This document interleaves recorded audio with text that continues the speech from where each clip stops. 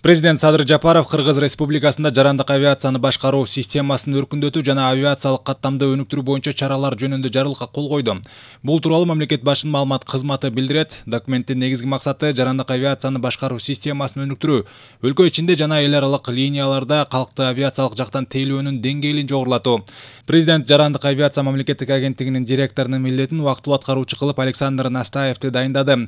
Ал эми министрлер кабинетине 1 айлык мөөнөттө жарандык авиация мамлекеттик агенттиги жөнүндө жобону жана башкаруу системасын бекитүү, сертификаттарды, уруксаттарды, күбөлүктөрдү берүү, узартуу же өзгөртүүлөрдү киргизүү, тиешелүү араздарды кароо жана корутундуларды берүү үчүн жарандык авиациясынын уюмдарынан алынуучу атайын каражаттарды алуу жана чыгымдоо тартибин аныктоо, коргоо министрлигинин аэродромунда чакан авиациянын биргелешкен жайгашуусун уюштуруу маселесин чечүү тапшырды.